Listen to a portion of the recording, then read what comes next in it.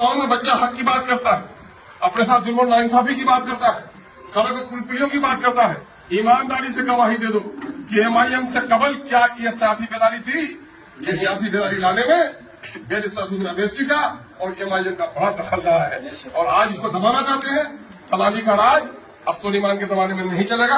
हाँ, अल्लाह ने नबी के जमाने में भी रहा, इब्लीस उस जमाने में भी काम करता रहा, नबी के जमाने में भी मुनाफिक रहे, नबी के जमाने में भी कुफ्र रहा, नबी के जमाने में भी चोर रहे। मैं सबको तो खत्म नहीं कर सकूंगा, लेकिन हाँ, मैंने बार बार कहा है कि खटमल के डर से हम घर जलाने वाले नहीं हैं और दलालों की वजह से हम हक बात को समझौता करने वाले भी नहीं हैं।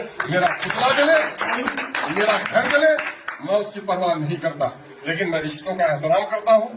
चचा हमारे असलम साहब उम्र में छोटे हैं हमसे, लेकिन रिश्ते में चचा है, मैं उसकी इज्जत करता हूँ। और मैं आज भी कहता हूँ आपके सामने में कि मैंने उस शख्स को बर्बाद होने से बचा लिया है। उसके कुछ हमदर्द लोग जो वहां बैठे हुए हैं, उसके कई दुश्मन हैं वहां पर जो चाहते थे कि इनको इलेक्शन लड़ा के इनको तबाह कर दें। मैं समझता हूँ आज नहीं, कल नहीं, परसों अल्लाह तबारक तआला असलम साहब को तौफीक देंगे और उसको वो समझेंगे कि हमारा हकीकी दोस्त कौन था और दुश्मन कौन है। अगर बहुत सारे लोग जो लोग ये कहते हैं कि मुझे टिकट नहीं दिया, मैं जीत जाता, मेरी थी। आप चलते थे प्रति घंटा 1 किलोमीटर और एमआईएम की गाड़ी पर घोड़े पर चढ़े तो 40 किलोमीटर की रफ्तार हो गई, तो गलत फहमी में मत होइए कि 40 किलोमीटर की रफ्तार आपकी थी। एमआईएम के घोड़े पर से उतरने के बाद फिर आपकी रफ्तार वही हो जाएगी।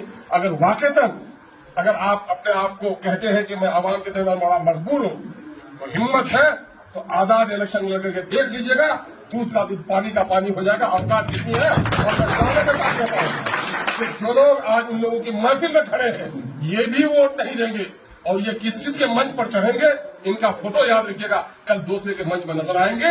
इन लोगों के बकावे पर वो आ गए हैं, अभी उनका गम है, हम उसके गम में उनको कोई बुरा भला हम नहीं कहना चाहते, लेकिन हाँ जरूर ये बातें कहेंगे। ये बातें मैं सोशल मीडिया के साथियों के लिए कह रहा हूँ कि आप एक तरफा बयान मत चलाइए, सच्चाई जो है उसको सामने में रखने का काम कीजिए। मैं एक बार फिर दिल की गहराइयों से अजीज सरवर को मुबारकबाद देता हूँ।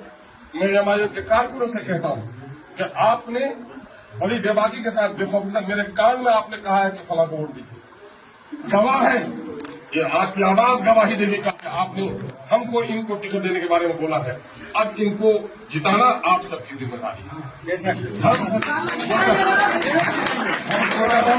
हम कोजाधमन के, किशनगंज के लोगों से गुजारिश करेंगे कि एमआईएम को जहां टिकट मिली है वहां उसका साथ दीजिए। और फिर खुसूस कोजाधमन के वोटर से हम कहेंगे कि भाई मैं कोई भाग के नहीं आया, मेरी जबान पाबंद थी कि 2019 के पार्लियामेंट इलेक्शन में बढ़ चढ़ कर साथ हमारा दिया था भाई इजहार अस्मी ने, और मैंने कहा था कि भाई मैं अगर इलेक्शन नहीं लड़ूंगा तो आपको टिकट दूंगा या समदानी साहब को टिकट दूंगा। ये समदानी साहब भी मेरा साथ दिए।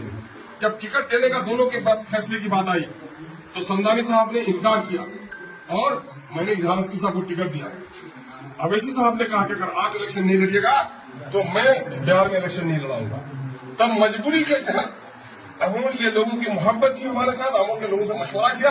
अमूल के लोगों ने कहा कि तुम जबान के पाबंद होने की वजह से अगर इजहार अस्मी को टिकट दे रहे हो तो तुम अमोर आओ, हम लोग तुम्हारा साथ देंगे, तुम नॉमिनेशन करो, हम लोग जिताएंगे।